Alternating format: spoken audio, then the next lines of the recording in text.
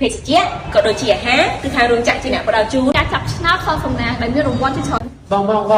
ថាសង្គ្រាមឆ្នាំហ្នឹងគេអត់លេងបាញ់ទឹកនឹងប៉ារសាក្នុងនោះចាំតែរោងចក្រយើងមានទៅកម្មវិធីអត់បងមានរោងចក្រយើងមានកម្មវិធីច្រើនណាចង់ដឹងអត់មកចាំបងប្រាប់ទីមួយយើងមានលេងល្បែងជាប្រៃខ្មែរជាច្រើនដូចជាចោលឈូងទាញព្រាត់អ្នកកសែងបោះអង្គុញហើយនឹងមានជាច្រើនទៀតហ៎យើងមានកម្មវិធីបង្ហាញម៉ូដទៅដល់បង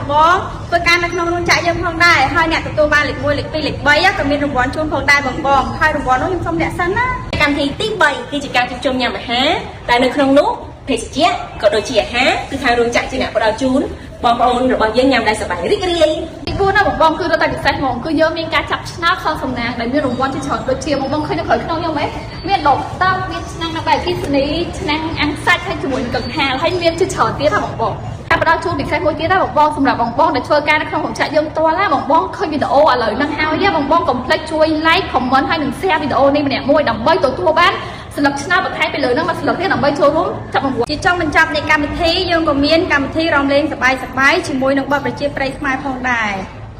ព្យាគ្រាន់តែយើងស្ដាប់មើលទៅក៏នៅតែសប្បាយដែរមែនអត់មែនឃើញបងប្អូនទាំងអស់គ្នារោងចក្រពួកយើងមានកម្មវិធីសប្បាយចឹងរៀងរាល់ឆ្នាំមិនត្រឹមតែមានកម្មវិធីសប្បាយចឹងទេបងប្អូនហ្នឹងក៏មានប្រាក់ខែបានច្រើនដែរលុយរង្វាន់ក៏បានច្រើនដូចគ្នាដែរអញ្ចឹងការល្អមែនតើបងប្អូននៅចាំឲ្យទៀតមកដាក់ពាក្យឲ្យបានច្រើនទាំងអស់គ្នាណា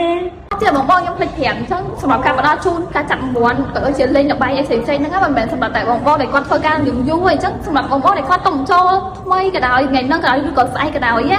ក៏មានឱកាសលេងនិងចាប់រង្វាន់ជាមួយនឹងពួកយើងផងដែរអរគុណបងប្អូនទាំងអស់គ្នា